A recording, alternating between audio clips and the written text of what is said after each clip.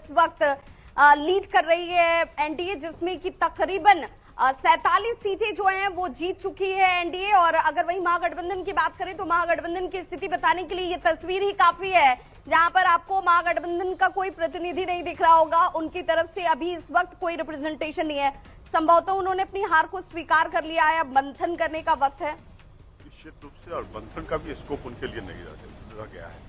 देखिए, बिहार की महान जनता ने आदरणीय नेता नीतीश कुमार के विकास और सामाजिक न्याय पर अपनी मुहर लगाकर एनडीए को प्रचंड बहुमत की ओर अग्रसर कर रही है। अब तो आप समझिए कि हम लोग का जो स्लोगन था 2025 225%, वो लगभग हम लोग उस टारगेट को अचीव करने जा रहे हैं। और जहां तक तेजस्वी जी का प्रश्न है, तो तेजस्वी जी देखिए, हार का एक महत्वपूर्ण कारण क्या है कि जिस तरह सामाजिक न्याय और विकास के काम हो रहे हैं बिहार में, सभी क्षेत्रों में विकास, चाहे वो महिला सशक्तिकरण हो, इंफ्रास्ट्रक्चर हो, इंडस्ट्रियल डेवलपमेंट हो, इन्वेस्टमेंट पॉलिसी सरकार की हो, या सॉफ्टवेयर हब के रूप में डेवलपमेंट करने की बात हो, मखाना बोर्ड की स्थापना कर एग्रो इंडस्ट्री को प्रमोट करने की। बिल्कुल, आप लोगों ने संकल्प पत्र जो जारी किया था उसमें बहुत सारे वादे आप लोगों ने किए हैं। अब इस आंकड़े के बाद सवाल यही है अगला कि अब वो जमीन पर कब उतरेगा, कैसे उतरेगा? बिहार की जनता ने जिस विश्वास के साथ, अब तो दायित्व बड़ा हो गया आप लोगों का। ये तो अब है क्या कि ऐसा नहीं है कि जो वादे किए हैं, वादे हमारे पहले से पूरे होते हुए आ रहे हैं। हर जो नए वादे आप लोगों ने किए हैं, 1 करोड़ रोजगार और नौकरी युवाओं को, बिल्कुल बिल्कुल 1 करोड़ नौकरी और प्लस 1 करोड़ महिलाओं को लखपति दीदी बनाने के लिए, तो सारे वादे पूरे होंगे, बिल्कुल वादे पूरे होंगे और पहले से वादे पूरे होते हुए आ रहे हैं। बिल्कुल, इसीलिए मैंने ये कहा कि अब इस जीत के साथ जिम्मेदारी है, अब ये आपको खरा उतरना है लोगों के उस विश्वास पर, क्योंकि युवाओं ने बड़ी तादाद में वोट किया, महिलाओं ने बड़ी तादाद में वोट किया, और उसमें युवाओं की भूमिका बहुत महत्वपूर्ण हो जाती है। तो उसका एक बड़ा आधार उन्हें ये विश्वास था कि नौकरी मिलेगी। अब चुनाव में 2 बड़ी बातें हुई है। सबसे पहला, केवल जीत हार पर मोहर नहीं लगी है, बल्कि बिहार की जनता ने यह साबित किया कि हमारे नीतीश जी स्वस्थ हैं और अगले 5 साल 24 घंटा बिहार के विकास के लिए काम करेंगे। फिर दूसरी बड़ी बात यह हुई कि एनडीए सरकार ने 4 करोड़ लाभार्थी बनाया और 8 करोड़ के वोटर में 4 करोड़ लाभार्थी का विश्वास नीतीश जी से जुड़ा, मोदी जी से जुड़ा हुआ, इसलिए कि इसमें युवा भी शामिल थे, महिला भी शामिल थी, मुस्लिम भी शामिल थे, हिंदू भी थे, कास्ट और धर्म से ऊपर हट करके ये 4 करोड़ लाभार्थी थे। और तीसरी बात जो सबसे महत्वपूर्ण है इसके लिए कि एनडीए की एकता जो है वो दिखी प्रारंभ से, चाहे सीट शेयरिंग हो, चाहे उम्मीदवार की घोषणा हो, बात का प्लानिंग हो, फिर बूथ पर मैनेजमेंट हो, इस सब में एनडीए आगे बढ़ी है, तभी ये परिणाम आया है कि हम 200 से पार जा रहे हैं। बिल्कुल, और 200 का तो आंकड़ा जो आप पार जा रहे हैं वो उम्मीद भी संभवतः आप लोगों को भी नहीं थी। लेकिन अब हम बात करेंगे उम्मीद से आगे, अब आपको जनता की उम्मीद पर खरा उतरना है, क्योंकि आप लोगों ने कहा कि हर जिले में 10 नए औद्योगिक पार्क बनाए जाएंगे, खेल विकास के लिए स्पोर्ट्स सिटी और उत्कृष्ट केंद्र बनेंगे, युवाओं के लिए वैश्विक उद्योगों के लिए प्रशिक्षित करने के लिए हर जिले में मेगा कौशल केंद्र खोला जाएगा। तो अब ये तस्वीर आनी चाहिए, और कब तक? निश्चित, बिल्कुल आप देखेंगे कि जिस तरीके से एनडीए सरकार ने जो कमिटमेंट किया है उसको पूरा करने के काम किया है। विभा जी, मैं इसलिए कह रहा हूं कि आप देखेंगे कि इस चुनाव में जब आप ग्राउंड जीरो पे रिपोर्टिंग कर रही होंगी तो आपको कहीं भी एंटी इनकम्बेंसी का माहौल 20 सालों में नहीं मिला होगा। तो ये इस वजह से, क्योंकि नीतीश कुमार जी एनडीए सरकार ने जो बिहार की जनता से वादा किया है, तो ये तो उपलब्धि सिर्फ और सिर्फ नीतीश कुमार की है कि 20 सालों के बाद भी कोई एंटी इनकम्बेंसी नहीं। देखिए, अगर यहाँ पे सरकार की बात हो रही है तो टोटली तौर पर एनडीए सरकार की बात हो रही है और उनके मुखिया नीतीश कुमार जी, उसका फायदा एलजेपीआर को मिला।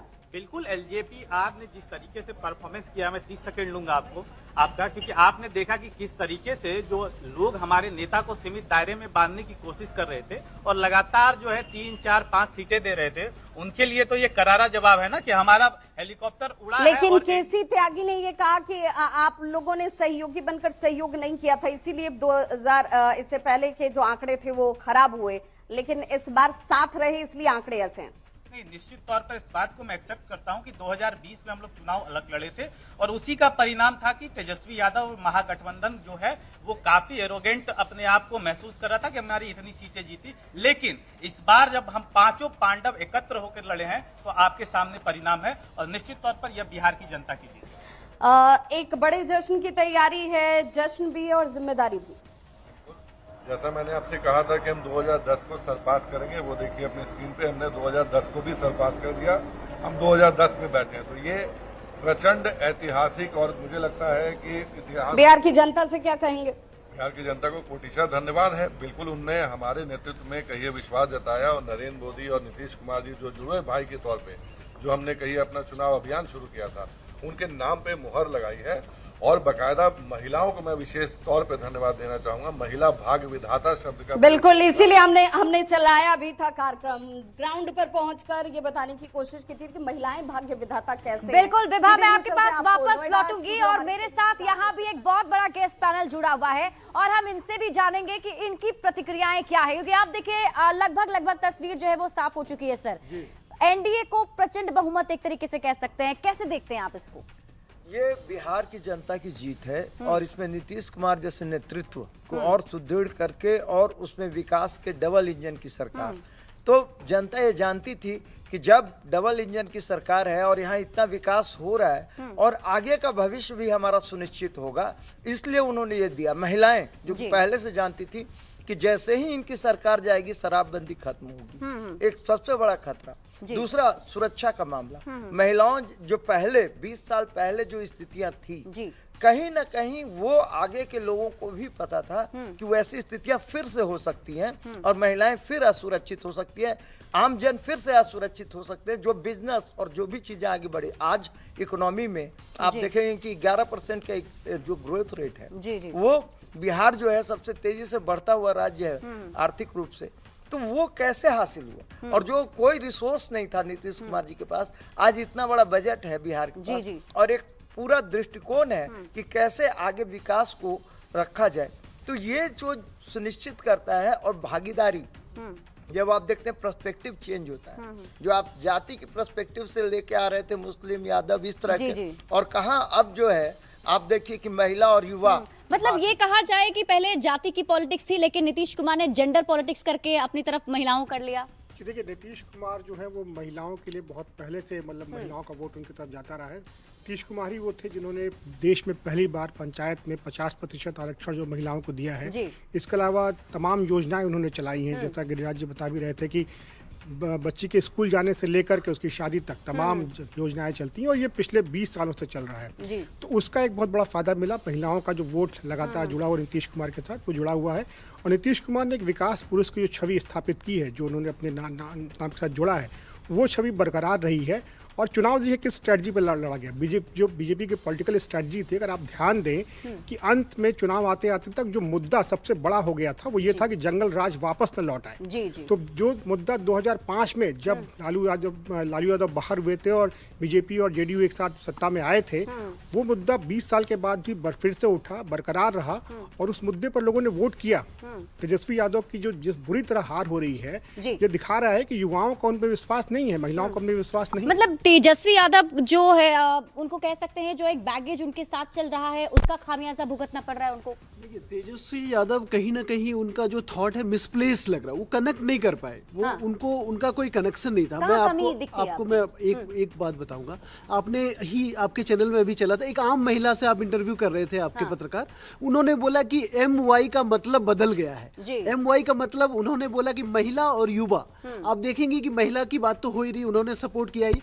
युवा 13% युवा, ज्यादा युवाओं ने वोट दिया है। ठीक है, तो युवा क्या सोच के, भले बहुत चला कि बेरोजगारी है, पलायन है, फिर भी 13% युवाओं का वोट एनडीए को पड़ा है कहीं ना कहीं ज्यादातर। वो इस कारण क्या है? कारण आज हर युवा के पास मोबाइल है। ठीक है, युवा कनेक्ट करता है कि मोदी जी बाहर जा रहे हैं, ठीक है, हमारा देश चौथी इकोनॉमी बन गई विश्व में, ठीक है, इन चीजों पे उन्होंने ऑपरेशन सिंदूर देखा, तो युवा इन चीजों से उत्साहित है। युवा को ये लग रहा है कि अगर डबल इंजन की सरकार होगी तो कहीं ना कहीं आज अगर हमारे यहाँ बेरोजगारी है, आज हमारे यहाँ फैक्ट्री नहीं है, पलायन है, तो कहीं ना कहीं ये एक ही रास्ता हो सकता है कि हम अगर दोनों सरकारें मिलकर काम करेंगी तभी इसका ये है, हाँ, इसका सोल्यूशन है। और एक बात और कहना चाहूँगा कि देखिए ये जो सरकार है, नीतीश कुमार की सरकार जो बनेगी अभी, ठीक है, आप देखेंगे कि नीतीश कुमार के कद का नेता आपको नहीं दिखेगा। आप बताएं, अगर इनके जो दो उप मुख्यमंत्री भी हैं, उनका कद उनके बराबर कहीं नहीं है, ठीक है, या विपक्ष में तेजस्वी हैं, उनका कहाँ कद है। तो इसलिए नीतीश कुमार कहीं ना कहीं सस्टेन कर पाए और उन पे लोगों ने भरोसा किया, ठीक है। महिलाओं ने तो किया ही है, सभी बात कर रहे हैं महिलाएं, और महिलाएं बढ़ चढ़ के आई क्योंकि उनको सेफ बात।